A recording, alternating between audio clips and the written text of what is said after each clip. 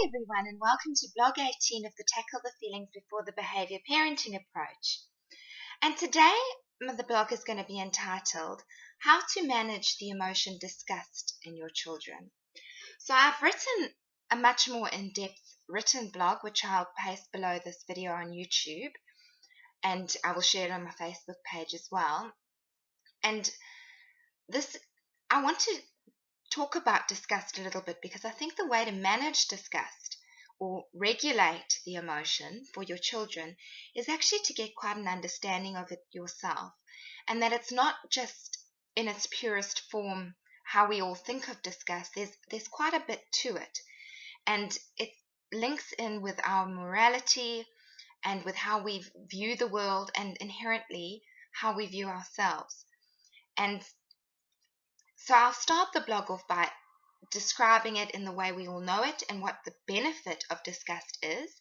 And then I'll move on to a bit of the morality or the different phases of disgust to explain it a little bit for you in as easy a way I can.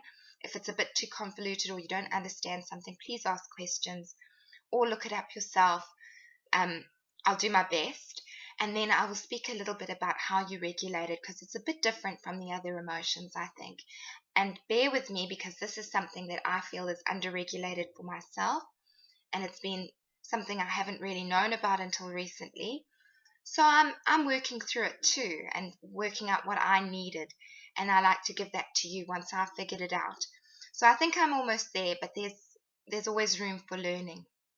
So disgust. Disgust is an emotion which we get when the benefit of it is to help us identify something that is going to make us ill.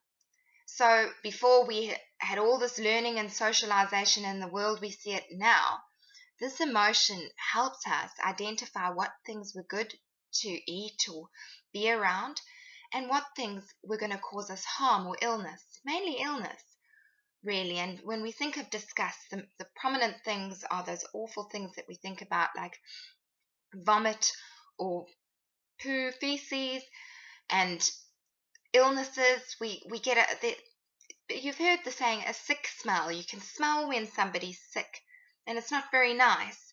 You get it in the breath. You get it, or those awful sights, boils with pus, and all of that. That's disgusting for a reason to us. It's disgusting because our internal systems are telling us to stay away because we could get sick. Don't eat that.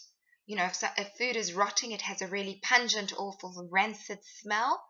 When there's rotting flesh, or you can smell if there's a mouse rotting in your house, you can smell that from miles away, to the point where you need to get it out, because if you were to leave it there, it would create illness. So it's a very important emotion, and it gives us an internal protection system, so to speak. So disgust is linked to preventing harm. Now, the way to regulate this when it comes to textures, smells, and everything is the same way. With those innate disgust reactions to things that could cause us harm, we need to remember that children only develop it a bit later on, so roughly around 2 years old. And this is because they have to spend the large majority of their time in their own smelly nappies and being around their own things, and they can't tend to their own needs and get themselves away. So if they spent the whole time feeling disgusted, it would be quite traumatic for kids. So it's very cleverly designed not to develop until a bit later on. So in that time when they're learning and they're just starting to walk and stuff, you need to monitor what they're putting in their mouths, and that goes without saying. I don't need to go into that. As they start getting older, they're going to have preferences for food, and they're going to have preferences for smells. So I've done a blog already on fussy eating and the role of disgust in fussy eating. It's tricky because you do need them to eat these things, and they're going to look at something and associate colors. A lot of kids don't like green vegetables, gross. And maybe they don't taste as nice because we've had nice sugary tomato sauce or whatever the case may be. So it's about navigating and teaching your children what's healthy and what's not. And things like staying away from bad smells and sicknesses, you validate that. You You normalize it. You say it's okay. You make the feelings that they're having, whether it's justified or not, you want them to like broccoli, but they don't. You need to sorry. You need to validate that it is okay to feel what you're feeling. It's okay not to find broccoli appealing to you, and then do the work on getting them to try it, getting them to eat it, making it something that is appealing. So that's the way you tackle it, is that you validate, and always what they're feeling is okay. And then you go in to trying to change those beliefs about that particular thing that they need to either eat or be around. So where we go a little bit wrong with disgust, and we all do this, and we do it to ourselves, our parents do it to us, is that we link disgust with things like social justice and morality. And this is where I'm still, reading up and doing some real work. But I think in terms of regulating, I'm down pat a little bit here. So I believe that I agree with the theories that disgust is linked to fear. So fear is also an emotion that protects us from harm. But it's potential harm, a perceived harm. We can be afraid of things that could happen rather than getting a trigger to smelling something or seeing something that could potentially cause us harm. Fear is a bit different. We can perceive something as harmful or imagine something happening from that thing, and then we get a fear, and fear is linked to instability. So because of this link of causing harm and protecting us from harm, I believe these two emotions go hand in hand. And I believe disgust and morality is linked. So when I say morality, that sense of right and wrong, our beliefs around murder and rape and torture and child abuse and all of that, we can feel quite disgusted. And the way we know this is because we get sick to our stomachs at the thought of certain things. But this can also extend to our own personal beliefs and our cultural beliefs and what we believe is morally right.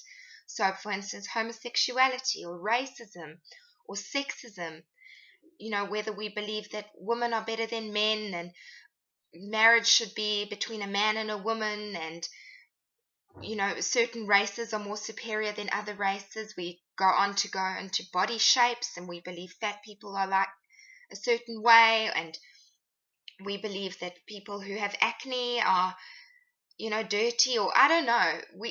This isn't my belief, please let me clear that up. But we come to these beliefs, and they often do stem from childhood and the influential people in our lives. And these beliefs are around difference. They are around the differences that other people have, and this comes from fear. I believe this disgust that we feel when it comes to these social injustices is around a fear. We feel sickened to the stomach at the idea of someone being raped because we can empathize, we can imagine how awful that must be for someone to be so powerless, to be so violated, to be so harmed. So it's that harm again, and we can empathize, which is not a bad thing. That is really a wonderful thing, and that's part of what I'm teaching in this approach, is about empathy and learning about why people behave the way they do in terms of how they feel. Even the most atrocious acts often come from a place of abuse and neglect and emotional needs not being attended to. Mental illness, we have stereotypes for mental illness and what that might mean. So what the trick is to regulating this, because it's unavoidable to stop sharing your beliefs with your children. You do this indirectly by what you're choosing, what you choose to eat, what you choose to wear, who you choose to associate with, what you watch on TV. It's impossible. But what you do need to teach your children is twofold. You need to teach them about differences and tolerance of differences. And you also need to teach them about change, about changing your mind, about changing your beliefs. Those are the two areas that need to come in with disgust, and it even can come in to innate disgust, where certain kids actually do have problems with certain textures that give them an innate sense of disgust because they've got issues with textures and the feeling of certain things, or if they've got a disability like autism, there's going to be disgust in certain textures or germs and things that they associate with. So you need to really hone in on how important it is that just because you're a certain way and just because these people are a certain way doesn't make one person right or wrong. It's just different. Body shapes, everything, and we're constantly teaching that. And I think the number one thing that happens here is modeling. They're watching you. They're listening to you. They're adopting your values and your beliefs. And for the most part, that's a wonderful thing. You want them to do that. That creates a sense of belonging. But what happens if they don't agree with you? What happens if they fall in love with someone from a race group that you have condemned? What happens if you say something like, I don't believe in homosexuality and gay people, this, that, the next thing, and the child realizes they are gay. They don't feel they can belong. They don't feel that they can come out.